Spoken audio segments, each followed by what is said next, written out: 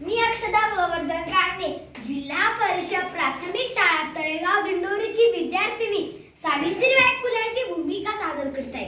ज्ञान नाही, विद्या नाही, ती घेण्याची गोडी नाही. विद्या असून चालत नाही, तयास मानव म्हणावे का? ओळखत काय?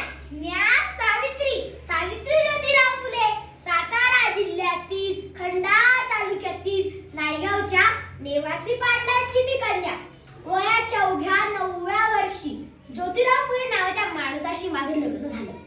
और मला हळूहळू कळायला लागलं, ज्या माणसाशी माझं लग्न झालं तो एक सर्वसामान्य माणूस नाही, तर या जगाला ऊर्जा देणारे क्रांती सूर्यच आहे. तर या जगाला ऊर्जा देणारे क्रांती सूर्यच आहे. त्या काळी बायांना उमरा लावण्याची पद्धत नव्हती. बाईच्या जातीनं कसं आपण बरं आपलं घर आणि आपल्या घरातली चूल. त्या काळी स्त्री पुरुष उच्च नीच असा लय भेदभाव होता आणि त्या सर्वांवर एकच उपाय होता, तो म्हणजे शिक्षण. आणि शिक्षण हाच एक खूळ ज्योतिरावांच्या मनात सतत असत. आणि असंच एकदा ते शिक्षणाचा प्रसार करण्यासाठी एका शाळेत गेले आणि इथल्या मिस्टर फराळ नावाच्या मॅडम त्यांना म्हणाल्या, मिस्टर फुले, तुम्हाला शिक्षणाचा प्रसारच करायचा आहे ना, so educated women first. One educated women फुल हाऊस एज्युकेटेड वुमेन. पण तुम्ही लोक वुमेनला बाहेरच पडू देत नाही. सो बॅड मिस्टर फुले, सो बॅड. झालं ते माझ्याकडे पाटी पेन्सिल घेऊन आले, म्हणाले, सावित्री, आजपासून म्या तुला शिकवणार. आणि सुरू झाला माझा अभ्यास.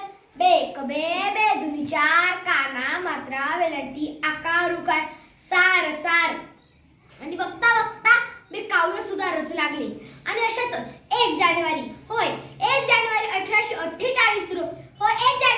1848 रोजी पुणे जिल्ह्यातील भेळवाड्यात आम्हा मुलींसाठी पहिली शाळा उघडली आणि मी पहिली शिक्षिका आणि पहिला मुख्याध्यापिका सुद्धा.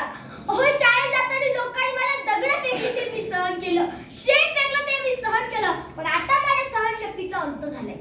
तेवढा ते गतिनी समोरला म्हणाला, ए टिवळे, कुठे निघाली आणि आमच्या पोरीबाळांना शिकवणं बंद कर बघू. कदाचित त्याला माहित नसावं मी ज्योतिराव फुलेंची पत्नी आहे. असा सांगितला, अशी लावली आणि सुनावलं, आता आलाय, थोबडं रंगलंय आणि पुन्हा येशील तुझ्या रक्ताने धरती रंगली. स्त्री कोणत्याही जातीची किंवा धर्माची असू द्या, ती नेहमी अन्यायाची बळीच ठरलेली आहे. एखाद्या स्त्रीचा नवरा गेला म्हणून तिने सती जायचं? नवरा गेला या स्त्रीचा काय दोष असतो म्हणून आम्ही आवाज उठवला, साऱ्या प्रथा बंद केला. असं म्हणतात, विद्येविना नीती गेली, नीतीविना गती गेली, गतीविना शुद्ध खचले. एवढे सारे अनर्थ एका अविद्येने केले, मुलींना शिकवा. कारण एक मुलगा शिकला तर तो एकटाच शहाण होतो आणि एक मुलगी शिकली तर ती साऱ्या कुटुंबाला शहाणी करते.